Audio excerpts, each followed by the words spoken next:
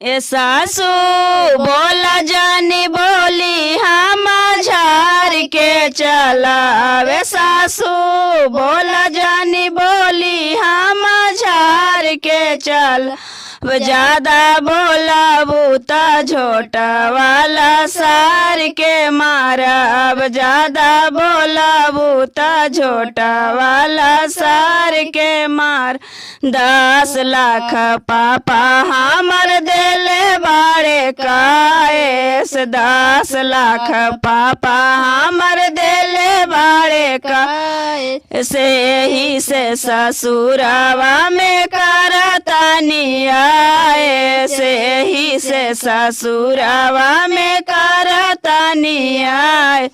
केतनो डेरा बैबू हम ना डर के रहाव। केतनो हमके डेरा बैबू नाही डर के रहाव। ए सासू हमाहू ससुरावा में लड़ के रहाव। सासू हमाहू ससुरावा में लड़ के रह। कीन ले ली बेटा तोहर रहिए नाही बस में। कीन लेनी बेटा तोहर रहिए नाही बस। अपना बला मुआ के रखब हम बस में। अपना बला मुआ के रखब हम बस में। ओहो बोली है त झूला फिनवाई के मारब। ओहो बोली है त झूला फीकावार के मारब। सासू सुना हो ससुरावा में लड़ के रह। सासू सुना हो ससुरावा में लड़ के रह। सासू बोल जानी बोली हम झार के चलावे। सासू बोल जानी बोली हम झार के चल। बाकी हम ससुरावा में लड़ के रह।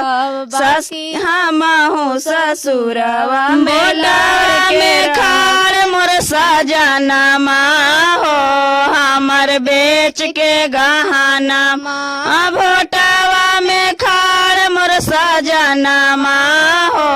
हमर बेच के गहना बेच के गहनमा। हमर बेच के गहनमा बेच के गहनमा। हमर बेच के गहना बोटावा में खाड़ मोर सजनमा हो। हमर बेच के गहना बोटावा में खाड़ मोर सजनमा हो। हमर बेच के गहना। ससुर जी के खेत बेचले सास जी के हासूली। ससुर जी के खेत बेचले सास जी के हासूली। बोटावा में खाड़ मोर सजनमा हो। हमर बेच के गहना बोटावा में खाड़ मोर सजनमा हो। हमर बेच के गहना।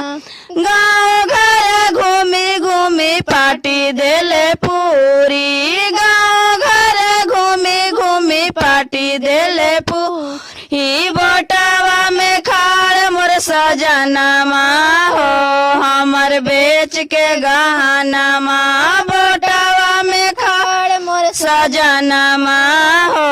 हमर बेच के गहना।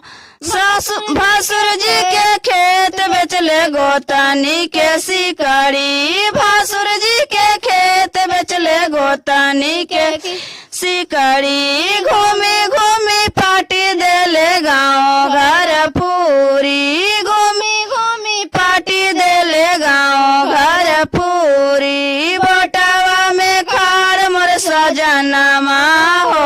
हमर बेच के लहंगा बोटावा में खाड़ मोर सजनमा हो। हमर बेच के लहंगा